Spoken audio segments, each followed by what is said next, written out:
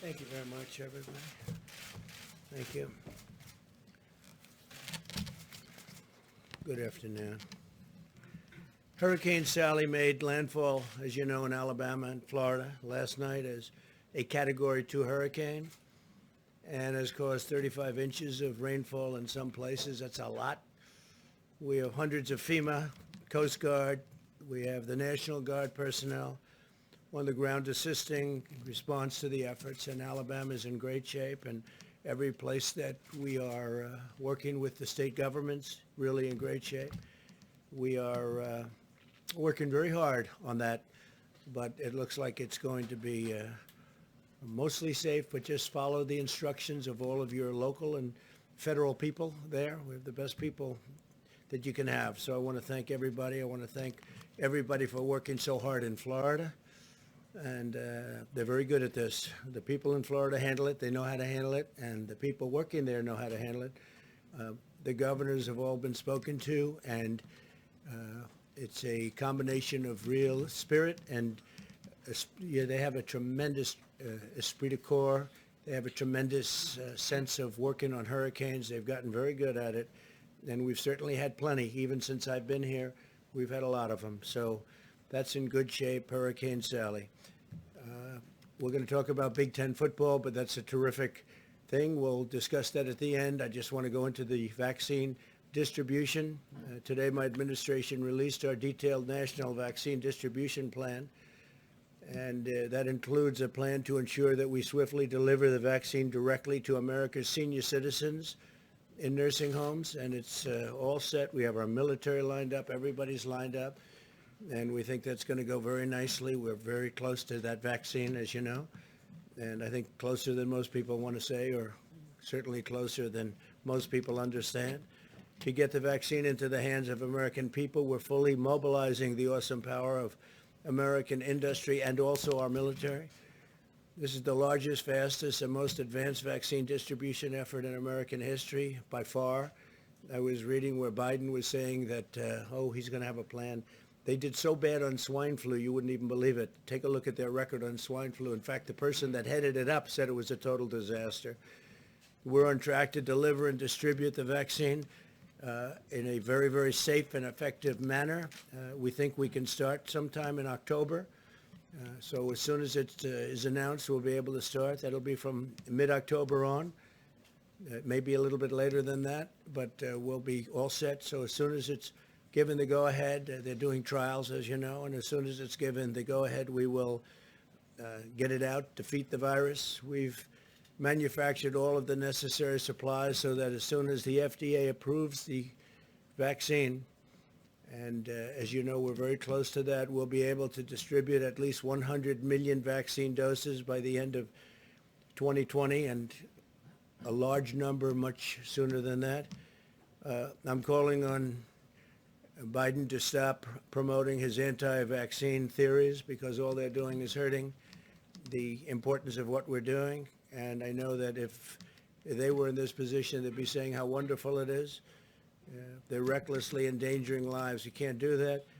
And again, this is really a case that they're only talking, just started talking a little bit negatively, and that's only because they know we have it, or we will soon have it.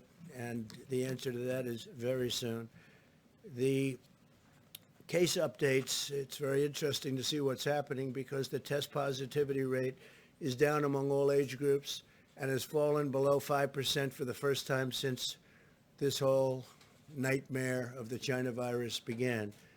So it's fallen below 5%. The number of hospitalized patients has decreased by 43% from mid-July, 43%. Nationally, people sick with the China virus now make up only 1.5% of all emergency room visits. So we're down to the lowest number we've had. 1.5% of emergency room visits is for the China virus. And thanks to our life-saving therapies and treatments, I think this is the best of all in terms of our great percentages and all the progress we've made. The fatality rate has fallen 85% since April, 85% fatality rate. If you look at what we've done and all of the lives that we've saved, and I'm going to ask that a graph be put up, and now it's up. This was right at the beginning. This was our prediction that if we do a really good job, we'll be at about 100,000 to 240,000 deaths, and we're below that substantially, and we'll see where it comes out. But that would be if we did the good job. If the not so good job was done, you'd be between 1.5 million. I remember these numbers so well, and 2.2 million. That's quite a difference. So we're down in this territory. And that's despite the fact that the blue states had tremendous death rates. If you take the blue states out, we're at a level that I don't think anybody in the world would be at. We're really at a very low level. But some of the states, they were blue states and blue state managed. And by the way, we would recommend they open up their states. I think it's very important that they open up their states, because if you look at certain of them, North Carolina, Pennsylvania, Michigan, and a couple of others, we have to get those states open. It's hurting people. It's hurting people far more than the disease itself. So we would recommend that you open them, let your people have freedom. And it's unfair to your people to keep them closed at this stage. We know the vaccine. We know the vaccines are coming, but we know the problem. We understand who the vulnerable are, which is primarily people with medical problems, but in particular, people with medical problems that are older. So open up your states. To facilitate routine testing of the nursing home residents and staff, we've delivered rapid testing devices to all 13,850 certified nursing homes nationwide. So you have 13,850 certified nursing homes nationwide, and they are being facilitated in terms of testing and testing apparatus. Everything is there. We also have new tests coming, and we have one in particular that I think I showed last night, which is literally 2 pieces of very fine cardboard. It's actually a lot of delicate things going on inside that cardboard, but it's an incredible test. It's very quick, it's very accurate, and moves along rapidly. We've bought millions of those tests, and they're going to be distributed rapidly. So the testing process, where there's nobody in the world that has a testing process like ours, in addition to being number one, number two, which is India, is close to 50 million tests behind us, I believe, Scott. 50 million. They have 1.5 billion people. Tomorrow, Vice President Pence will be announcing the findings of the Nursing Home Commission to continue protecting our most vulnerable, which is our senior citizens, and we're going to take good care of them. I want to congratulate Big Ten football. It's back. And I want to, in particular, I've been dealing with him, thank Commissioner Kevin Warren for the great job he did. We've been working with him for a while. There was a rumor being spread that I didn't want football back, and it was just the opposite. That was another disinformation rumor put out by the Biden campaign, and it was just the opposite, but it really spurred me into action. I called the commissioner a couple of weeks ago, and we started really putting a lot of pressure on, frankly, because there was no reason for it not to come back. And Kevin went in and worked very hard. I want to thank the players, the coaches for working along, and they wanted it very badly. The players and coaches in particular, the parents also. And Big Ten football just announced, as you know, that their schedule, they announced a schedule, and it's going to be great, important to have. I want to recommend that the Pac-12 also get going, because there's no reason why Pac-12 shouldn't be playing now. And perhaps they'll start with, at least partially, I had recommended today to Kevin and others that maybe you want to start off with 25% of the stadium, or maybe you want to start off with empty. I don't know. I think they could have fans go, frankly, but they want to be careful. They want to be safe, and they will be safe. They've got a very good testing process for the players, coaches, families, etc. And so I just want to congratulate Big Ten. It's going to be great. We're going to love watching that. And again, I want to recommend Pac-12. You're the only one now. Open up, Pac-12. Get going. Said the same thing to Big Ten, and they did. And now I'm saying it to Pac-12. You have time. You really have time right now. Get going. I want to thank all of those wonderful coaches, some of whom I spoke with, and we went through a process over the last couple of weeks, and I want to thank Congressman Anthony Gonzalez of Ohio, who, as you know, was a great football player. Some people know that. I know that. But Anthony was a great player, great receiver, went to the NFL. Also, I want to thank Tim Pataki of my staff. He worked very hard on this, and he was up day and night working with Kevin and everybody else. So I want to thank Tim Pataki. Great job. So Big Ten is back, and it's going to have hopefully a great season.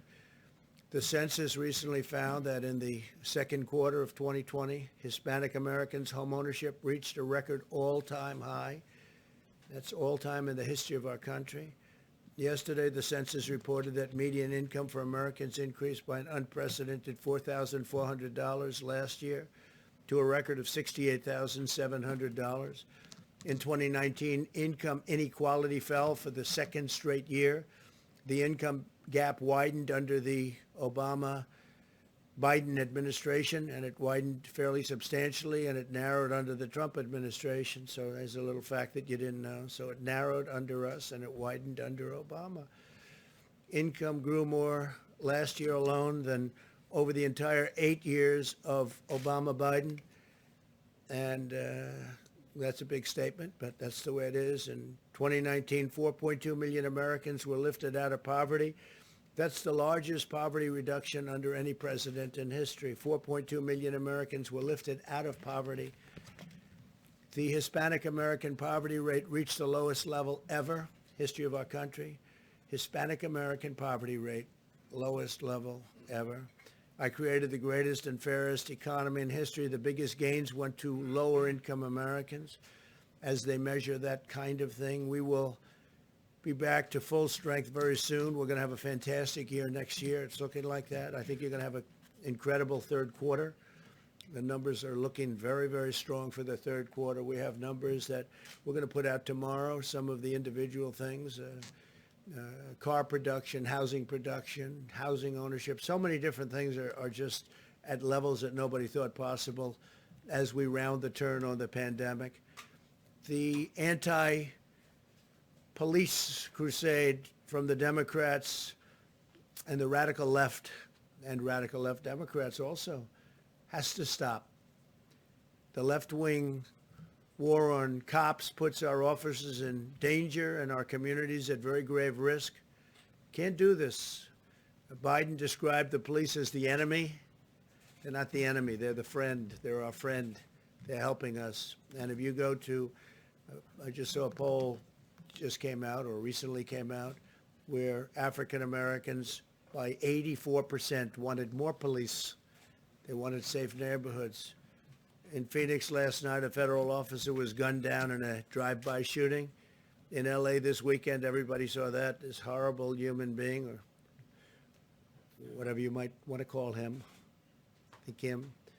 They're looking all over. They're trying to find him. We're going to find out. We're going to get him. But in LA this weekend, 2 sheriff's deputies were ambushed and viciously shot, and they can never be the same. They're getting better, but they can never be the same. I'll always stand by our heroes of law enforcement, and we want to stop this horrible rhetoric and stop it fast. I want to ask Scott Atlas to say a couple of words because I heard Biden talking today about he wants to come up with a distribution plan, a distribution for the vaccine that we came up with. A couple of things. We came up with that vaccine. It'll be announced fairly soon, but regardless, this month, next month, in a level of time that nobody thought was possible because of what we did with our FDA in terms of streamlining it. I want to thank Dr. Hahn, but what we've done with the streamlining has been incredible and very safely. Number one is safety, number two is speed, but you can have perfect safety and have much more speed, and that's what we did. We did this for more than the vaccine having to do with the China virus. This was also for other things. So many other great drugs are out there that would take 10, 12 years to get them approved, and we've moved those schedules up a lot. But if this were Obama, Biden, this would have taken 2-3 years before you were at a stage where we are now at. So we're going to be very soon, and it's sort of funny to watch Joe Biden getting up and reading a teleprompter and saying how how he would have done this. They had H1N1. He calls it the N1H1. It's H1N1. It's called the swine flu, and it was a disaster. And as I said, the person that ran it for him said the worst things about it. I mean, just they didn't know what they were doing. They quit. They had no clue, and that was easy by comparison to this. There's the most contagious flu or virus that anybody's seen. This is unbelievable how contagious it is. You found that out. But I watched Biden quickly as he discussed without knowing a thing about a distribution plan. And he said that we don't have a distribution plan, but we do indeed. Our military, we have everybody involved. It's a great plan, and it's a plan like no other. And we can start doing it, I believe, the day that we come up with the vaccine. When it's done, we'll start that same day or the day after. Our military is very much involved, and they deploy troops. These are the generals that do logistics and all of those things, and we'll have it all over the country. And then ultimately, hopefully, we'll be helping the world with the vaccine, and it's very exciting. But maybe I'd ask Scott Atlas to come up and describe a little bit about the distribution plan in particular, because Biden acted as though there was no distribution plan, and we've been working on this for months, and it's ready, and Scott has really taken a hold of it and done an incredible job. And please, Scott, thank you. Okay, thank you. Thank you, Mr. President. And I didn't develop the plan. I'm just relaying information here. But this is a plan that's a 57-page document that was sent to every state today. And there's a different part of this that was given to Congress today. It was released by HHS. It's on the website. And in fact, I thought it was covered actually by the media, so I don't think it's a surprise. But it's a comprehensive plan. It's a public-private partnership to get everything done in terms of logistics. The IT that's necessary to trace the first dose, because some of these vaccines are anticipated to be 2 doses. There's tailoring, of course, by the states and their specifics, and there's an administration of the vaccine plan that will be done in over 51,000 outlets, including for particular attention to minority areas, over 14,000 federally qualified health centers. And as the President just said, within the first 24 hours of FDA's approval under an emergency use, we will have vaccines being delivered within the first 24 hours. And it will be done at virtually no cost to Americans.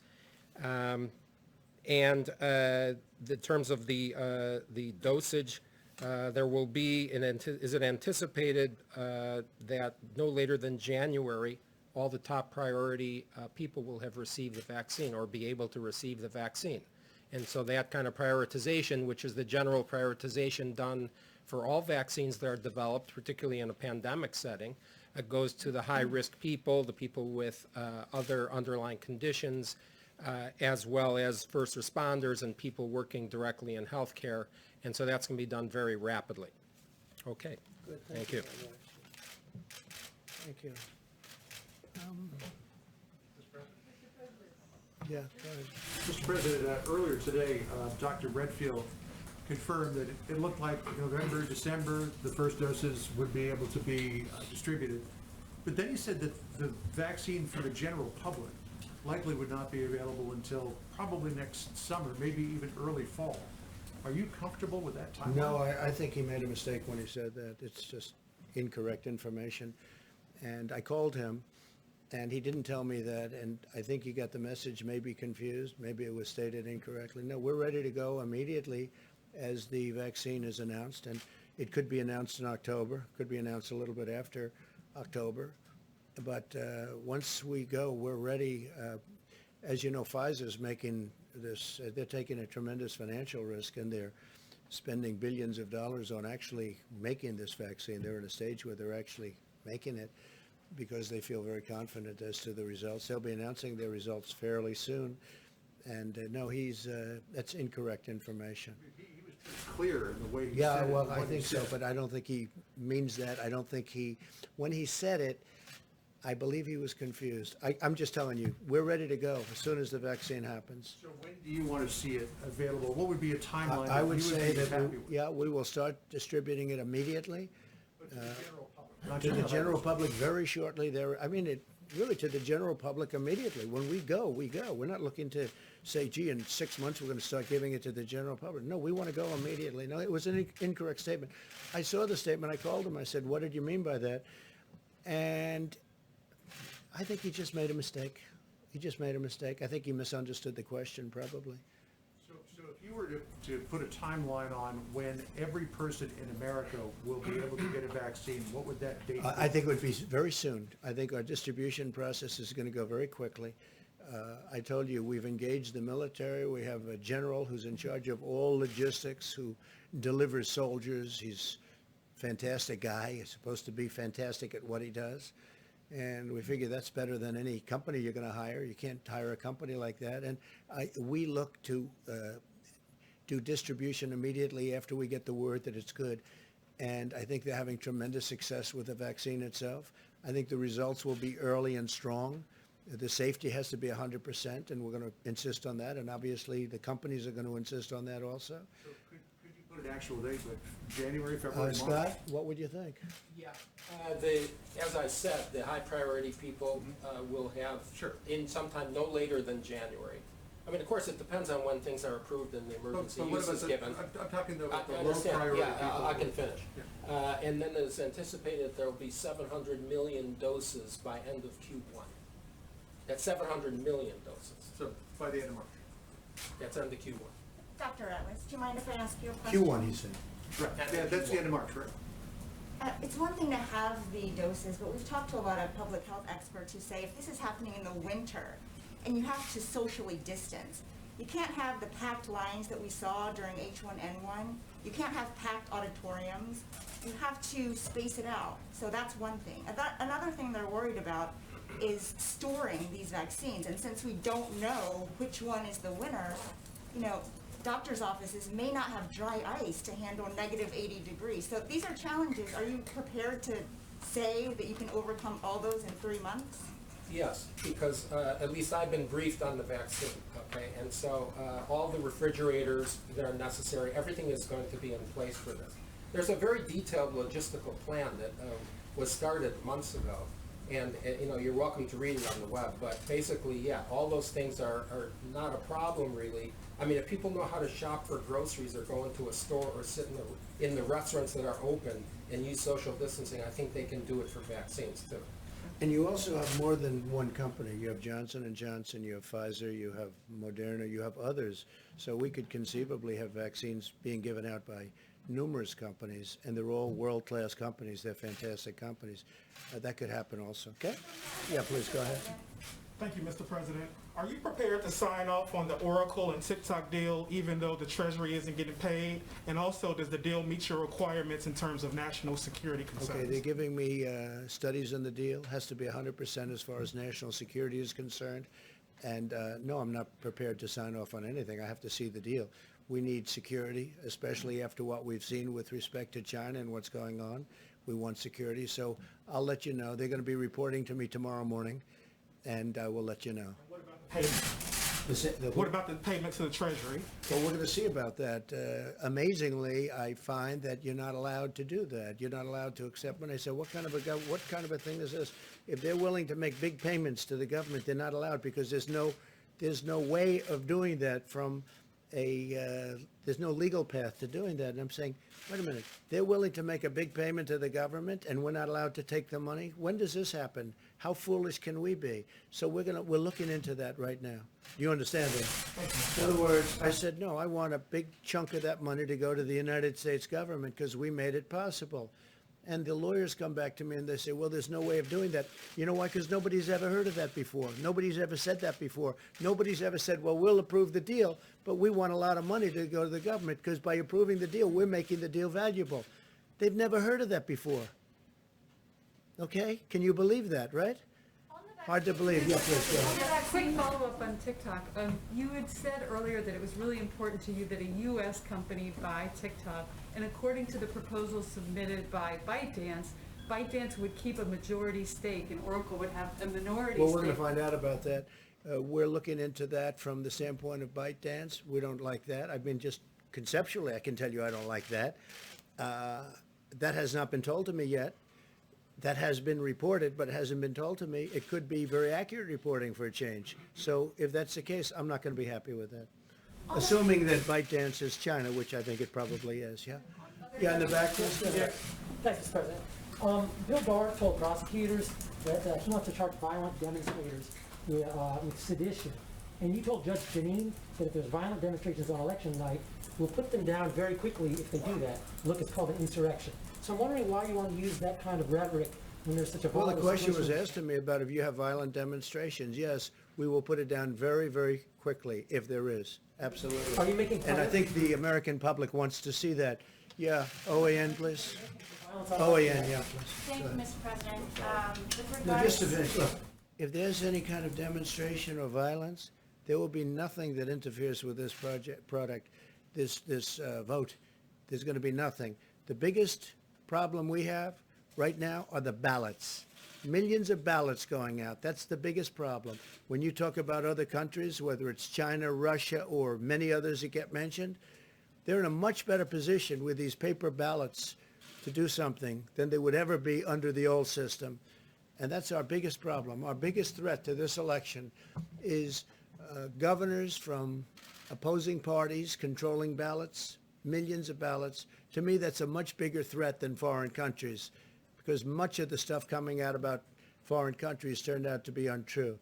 What is true is that many elections have taken place over the last year and a half using this ballot system.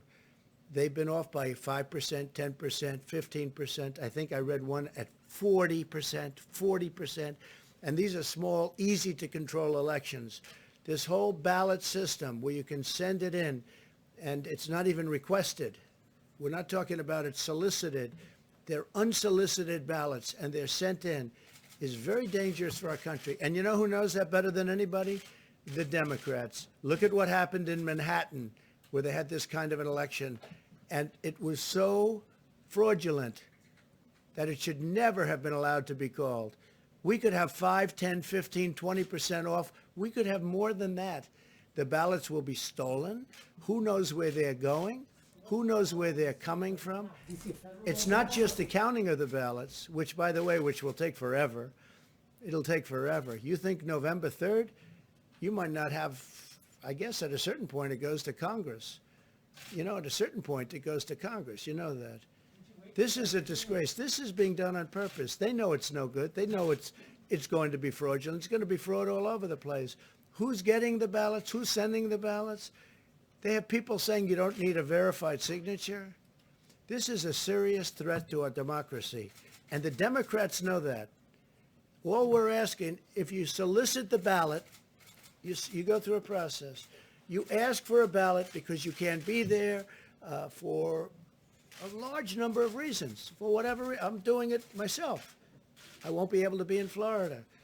You solicit and they send it back. You do it and you send it back. That's a process that you go through, and it's pretty secure. I use the word pretty secure. I guess nothing's foolproof, but what's pretty close to what the most foolproof thing, the thing that really works, is you go to the ballot box. It's going to be very safe. I think by that time, COVID will be even lower. It's going to be very low. It's going to be a very safe process. We did it during World War I. We did it during World War II.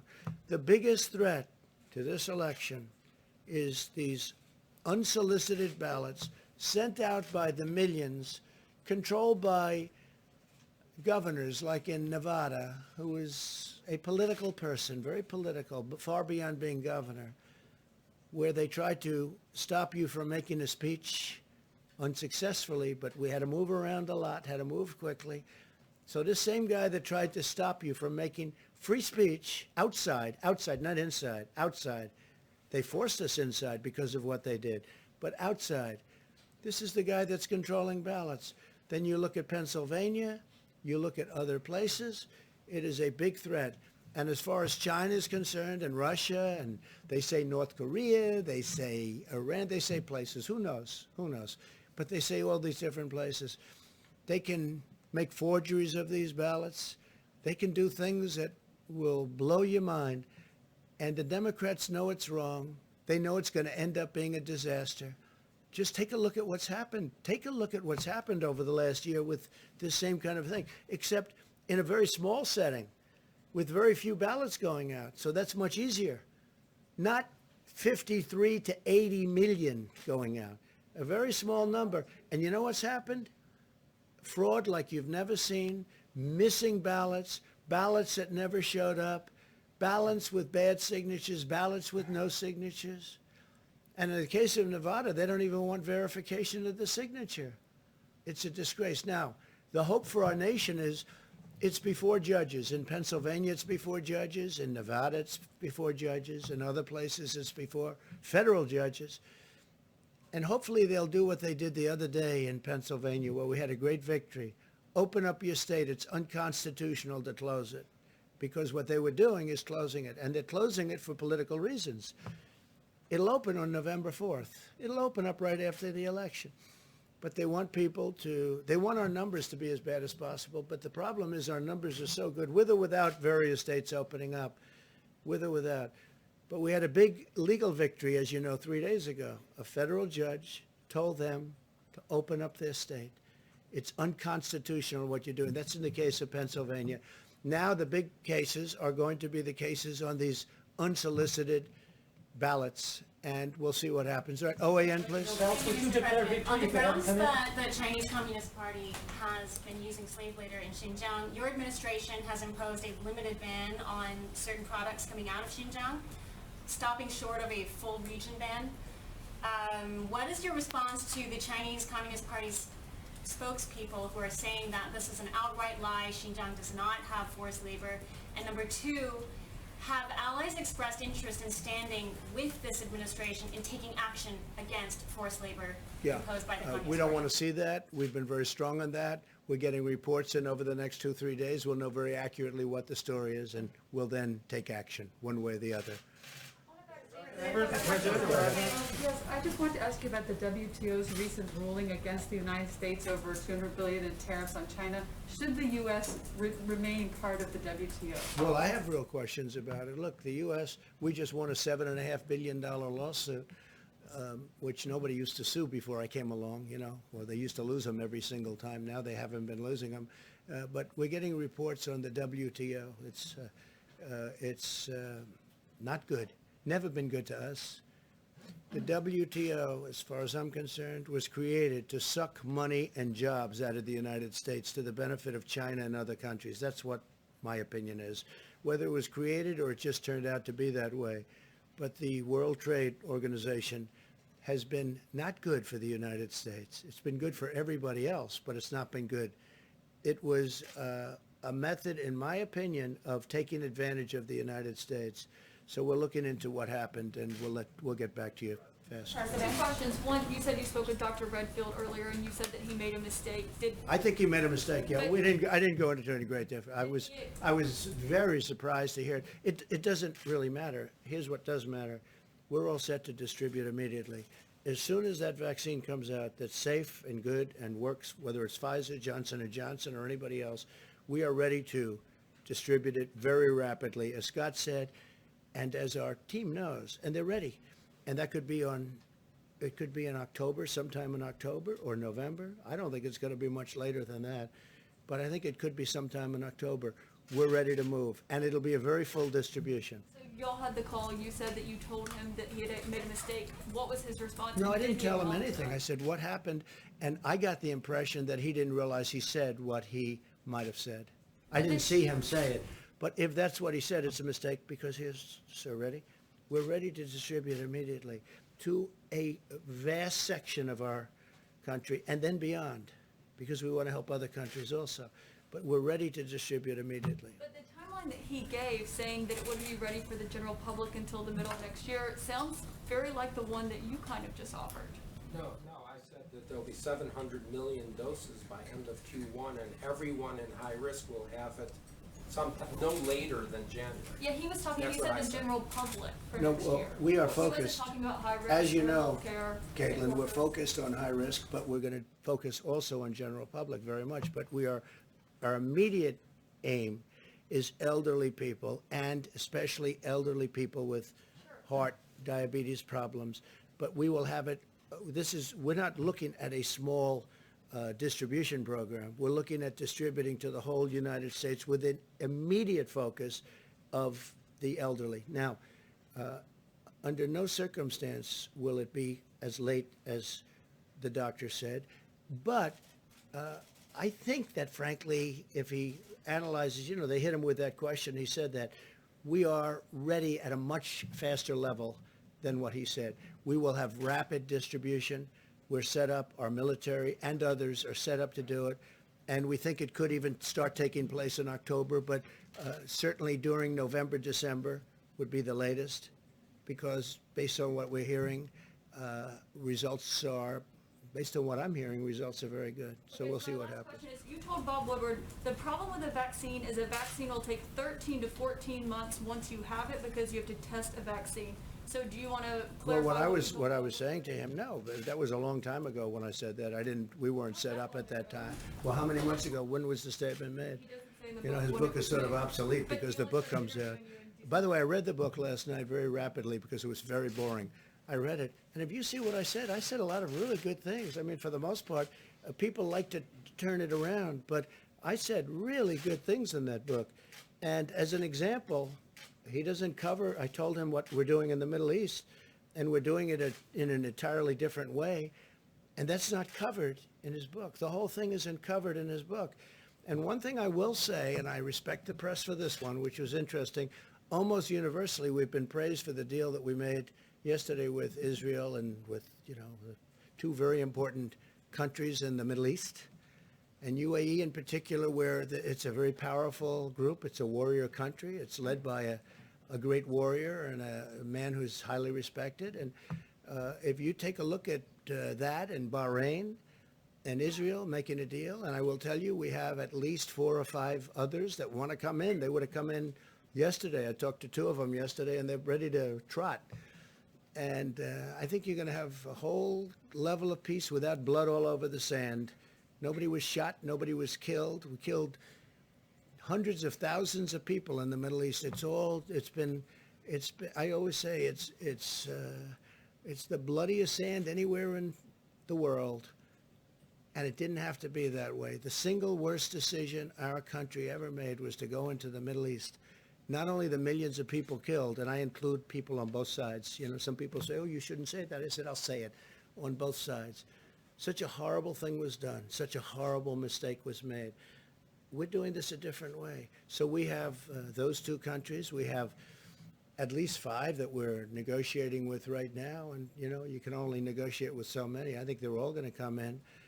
I think ultimately the Palestinians are going to come in. These are all the people that are funding them. I stopped funding the Palestinians fairly early on because they were saying bad things about our country. I said, what do you mean? We're giving them $750 million a year, and they're saying all bad things about our country. So I stopped funding them very early on. But they get funded by other very rich countries. To them, it's like a speck. It's nothing. But they get funded. But I think now that these countries, these very rich countries, are part of the deal, and you'll see over the next fairly short period of time, other countries will come in. I think Saudi Arabia ultimately will come in too. I think getting Saudi Arabia will be great, but I think Saudi Arabia, that's my feeling. It's not based on knowledge other than a couple of conversations I had with the king. But Saudi Arabia, I think, will be coming in too. And you'll end up with peace in the Middle East, and nobody thought it could be done. And nobody thought it could be done this way. I went to some very smart people. I went to some people in the Middle East, and they said, you'll never be able to do it. It's not possible to make peace. Well, now they're saying to me, nobody ever thought of doing this. They all thought you make the deal first with the Palestinians. It had to be that way. And I will say the resistance was some countries didn't want to do it unless the Palestinians were there first. That was just a psychological thing more than anything else, but they were wrong.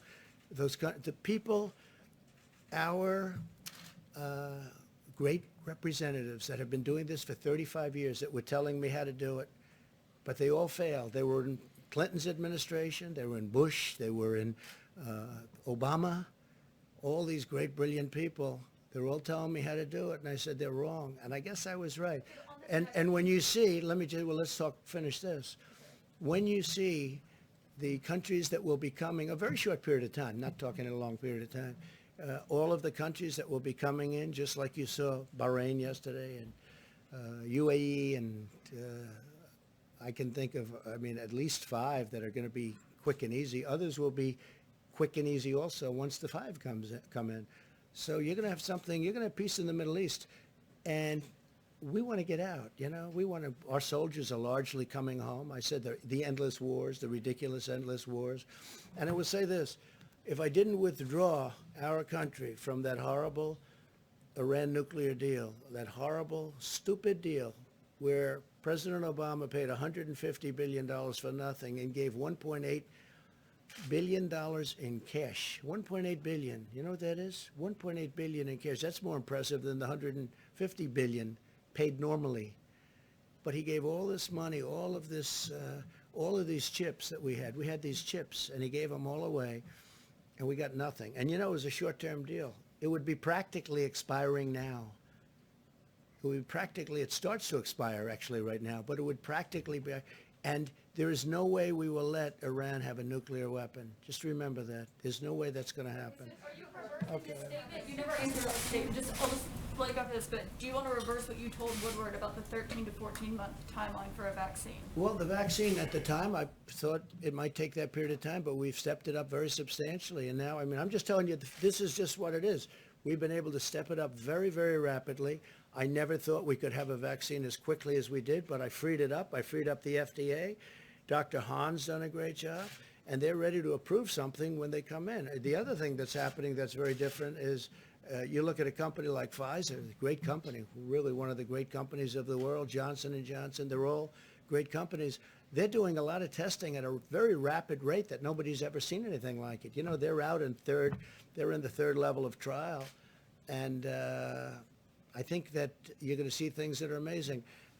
When I made statements like that, that's an old statement. When I made statements like that, I had no idea that we could produce as well as we're producing, but only because of what I've done with the FDA and other things can we come up with numbers like that.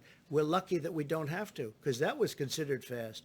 If this were an administration from the past, and I think I can say far beyond Obama, if it was other administrations also, you wouldn't have a vaccine for 2.5, 3 years. And we're going to have a vaccine within, at most, a couple of months. Okay? John?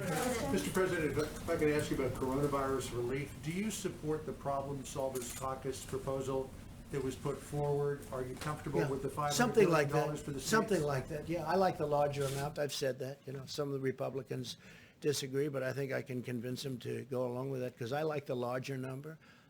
I want to see people get money. I want to see, it wasn't their fault that this happened. It was China's fault, People say, oh, maybe you shouldn't say that. That's not nice. It was China's fault. So I'd like to see the larger number. Yeah, I would like to see it. There are some things I disagree with, but I'm sure they can be negotiating. Now, I heard Nancy Pelosi said she doesn't want to leave until we have an agreement. She's come a long way. That's great. If she said that, she's come a long way. I agree with her. We should have an agreement. People should be helped, and they should be helped as rapidly as possible, and I think it's going to happen. I think it's very important. So the Problem Solvers came up with, it's a group of people in Congress, as you know them all, I know them all, they're very good people. I guess you'd consider them dead center, but in many cases they're not. They're left, they're right, but they came up with this idea, and I think they're well on their way to suggesting some pretty good things. Yeah. So in terms of things I agree with a lot of it. In terms of things that you don't agree, are you comfortable with the $500 billion? I think the things I don't agree, we can probably negotiate. But I think we've made some progress over the last week, and I think it was positive that they came out with that report. Just to button this up, would you endorse that proposal? Well, not that a proposal, but we're getting closer. We're getting closer. I do like a lot of money getting sent to people that really were hurt unnecessarily by China because they could have stopped it. They stopped it from going into their country. They could have stopped it from coming to our country and from going to Europe and from going to the rest of the world, 188 different countries from all over the world, please. President, the director of the CDC also testified today that a mask, in his estimation, is guaranteed to protect the American public more from the coronavirus than a vaccine. You have, as detailed, poured a lot of resources into a vaccine development. Why not devote your energy... And to masks. Why not devote your energy now to a campaign to have all Americans wear a mask, something that, if more effective than a vaccine, would also help schools and the economy? Okay, number one, it's not more effective by any means than a vaccine, and I called him about that. Those were the two things I discussed with him.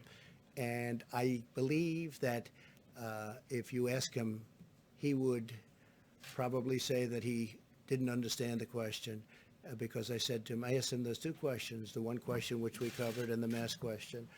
And I was inaccurately covered because I was on with George last night, George Stephanopoulos, and I enjoyed it. I think people enjoyed it. I got, a lot of people said very good things about the show. I hope they did well, but they said a lot of good things about the show, but they always cut my sentences off. They cut it off. On masks, masks have problems too. And I talked about the masks have to be handled very gently, very carefully. I see that in restaurants there are people with masks and they're playing around with their mask and they have it, their fingers are in their mask and then they're serving with plates. I mean, I think there's a lot of problems with masks. No, vaccine is much more effective than the masks, and if we get the vaccine, we have added to the fact that our numbers are going way down. You see the numbers. I'm just reading you statistics that are from wherever they get them, but they're very highly qualified statistics.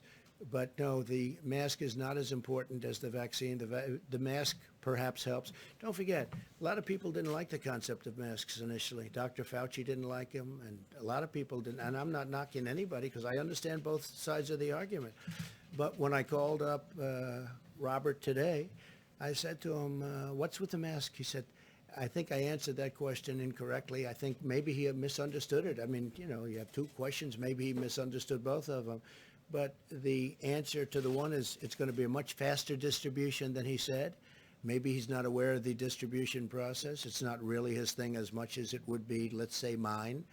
But the distribution is going to be much faster. As far as the mask is concerned, I hope that the vaccine is going to be a lot more beneficial than the masks because people have used the masks. But when I looked at that chart that we put up, if you look, we're right. If you do the good job, they had, I guess, 240,000. But if you do the good, if it worked out well, now look, one death is too much. One death is too much. Should have never happened. But the lower level was at that 240,000, between 100 and something and 240,000. As far as the mask is concerned, he made a mistake. But on the masks, I mean, perhaps they are part of the role for the decrease in cases because they are effective, as you just said. So I know you've wanted No, they may be effective. Yeah, sure. And I wear them when I'm in a hospital or when I'm in a setting with a lot of... My question is, why not wear it more often or have the White House staff wear it more often to set an example for the country? Well, I'm tested, and I'm sometimes surprised when I see somebody sitting and like with Joe. Joe feels very safe in a mask. I don't know, maybe he doesn't want to expose his face. I don't know what's going on. He'll be way away from people, nowhere near people. There'll be nobody with him. He doesn't draw any crowds, so he'll have circles, these big circles. They'll be way far away. There's no reason for him to have masks on. We get tested. I'm tested. I have people tested. When people come into the Oval Office, it's like a big deal. No matter who they are, the heads of countries, they all get tested. So I'm in sort of a different position. And maybe if I wasn't in that position, I'd be wearing it more. But I've worn masks, and especially I like to wear them when I'm in hospital. Not for me so much as for other people. Okay? Thanks. Mr. President, can I just ask you about... I have two questions, Mr. President. One for Dr. Atlas. Dr. Atlas, you mentioned minorities would be the first focus of the distribution. How would that exactly work in practice when it's being distributed specifically to minorities? And then secondly, for you, Well, he didn't say minorities. He said minorities and senior citizens, yeah. Oh, sure. But can you talk us through a bit more on the focus on distributing to minorities and how that would work? And then for you, Mr. President, you mentioned the drop in the poverty rate. Specifically, we noticed at Just the News that the poverty rate for African Americans hit historic lows, that the household wealth increased historically for African Americans. What was driving that increase in wealth for African Americans? And now in 2020, with the coronavirus, with unemployment spiking, what would be your plan for the second term to improve lives for African Americans? Well, I'll go first because of your question. I appreciate your question. And yeah, we've had a tremendous drop in poverty for all people in our nation, but in particular for African Americans, and that statistic came in, and it's because the African American community, the black community, has had the best employment numbers that we've ever had, both employment and unemployment, depending on how you want to define it. But we've had the best employment numbers we've ever had. Now, we had the greatest employment in the country ever, almost 160 million people. We've never been close to that number, but we were just 6 months ago. And I'm very proud of the numbers. African Americans, Hispanic Americans, they had the best numbers they've ever had by far, both employment and unemployment, depending on definition. Thank you very much for that question. Scott, do you want to answer that? So to clarify, I said that the first prioritization is the high-risk people and frontline healthcare workers. But just to reiterate what I said, there are 51,000 outlets for distribution for vaccination. And there's over 14,000 federally qualified health centers that are particularly targeted to minority and low-income areas. So that's a focus. I want to point out two other things. We're also prioritizing testing to historically black colleges and universities. And we're in the process of getting that finalized because we know that there's higher morbidity in certain ethnic groups. And the last thing I would say is it's particularly heinous and egregious abuse of the media to instill fear into people about taking a vaccine, because there is no shortcut here. Everything is safe, everything is effective, and for people who have particularly an influence on minority communities to instill fear and doubt is a particularly outrageous abuse of public policy and of leadership. These are people that have higher risk. And so I implore everyone who's in a high-risk category that when we get a safe, effective vaccine, they should take the vaccine. I will say this is a phenomenon that only happened when they realized that we may very well have the vaccine prior to a certain very important date, namely November 3rd. Once they heard that, the Democrats started, just to show you how bad the intention is, they started knocking the vaccine. Had nothing to do with the vaccine. It was totally made up. It's all disinformation, just like they put an ad in about football, just like they put, with respect to me, I'm the one that got football back. And I was always against them going out. It was ridiculous, that Big Ten, and now hopefully Pac-10 goes back. And I say that just like even worse, they put out a totally fake ad, totally made-up story. It was a made-up story by a third-rate magazine where the head guy, I guess the head person, I have no idea who he is, I don't know him, but he's friends with Obama and Clinton. So they made up this horrible story, and then they did ads. Well, they made up this story too. This story is very simple. They started knocking the vaccine as soon as they heard that this actually may come out prior to election. Now it may or may not, but it'll be within a matter of weeks.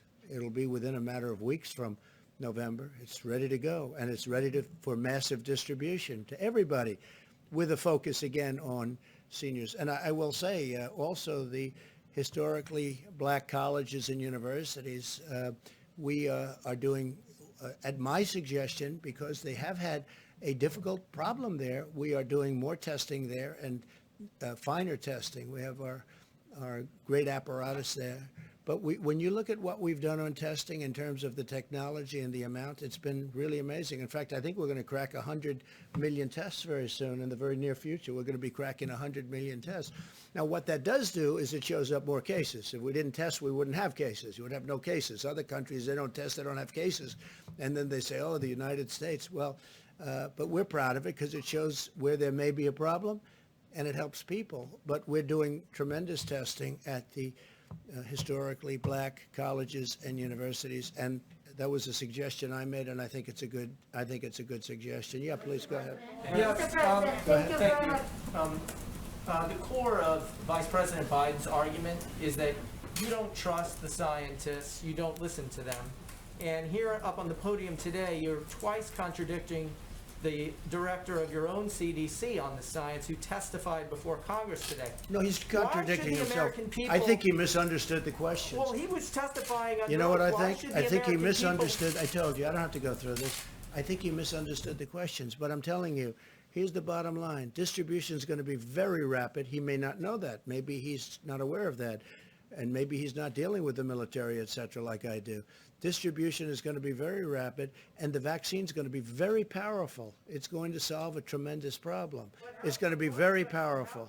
American people trust you on the pandemic when you're contradicting the head of the CDC and your own Because of the great administration? job we've done, because of the great things we've done in other fields also, because of the fact that we created ventilators, we built ventilators by the thousands, and now we're supplying to the world, because of all of the incredible work we've done for governors who are on every call saying, this is incredible, this is great, this is great. Sometimes they're not quite as friendly at a news conference when you have people covering it. But we have done a phenomenal job on COVID-19, as they like to call it. I call it other things, but we have done a phenomenal job. I get calls from other people in other countries. They can't believe the job we've done. And then they'll say, is there any way that you could get us ventilators? I say, how many do you need? 1,000 ventilators. I said, we'll be able to take care of it. We're making thousands of ventilators, very complex, very expensive, very difficult thing to make. We're making thousands a month. The cupboard was bare when I got here. And I will tell you, our distribution is going to be very rapid and it's going to be all-encompassing. We are going to have a focus on certain groups that have problems, senior citizens, etc. But it's a very powerful, it's going to be a very powerful distribution. It's going to cover everybody, and it's going to cover them rapidly. I don't know whether or not the doctor knows that, how much he covers, but I called him because I said, why did you say that long? He wasn't that aware of it. And the other one was the mask. The vaccine is going to have tremendous power. It's going to be extremely strong. It's going to be extremely successful. We're not going to have a problem. And the mask may help, and I hope it helps, and I think it probably does. But again, the mask is a mixed bag. There are some people, professionals, Scott, you would know a lot of them, but there are some people that don't like the mask because of the touchiness and the touching, and then you're touching everything else. They feel that masks have problems. So anyway, go ahead in the back, please. Mr. President, do you have confidence in Dr. Redfield? Yeah, I do. Well, you just said he keeps getting answers wrong. Well, he gave you some answers. Questions.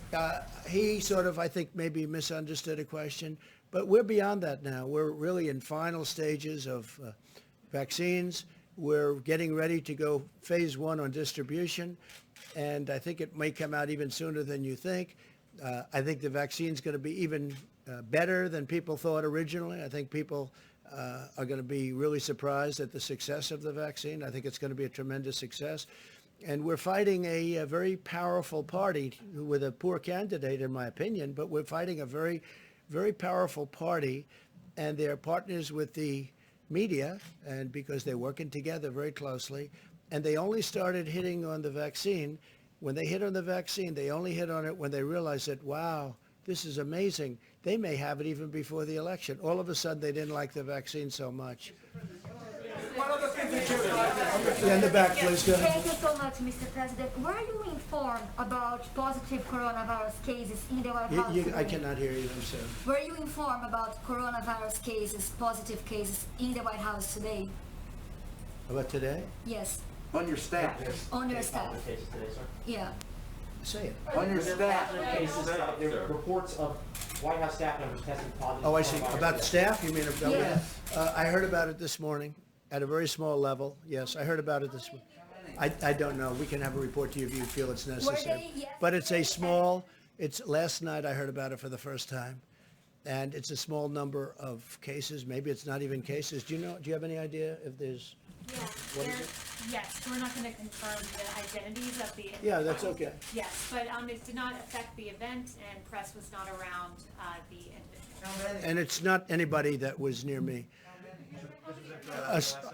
From what I heard, a very small number. I think you can probably give the number out later on when you find out what it might be. One person? It was one person. Okay? It was one person.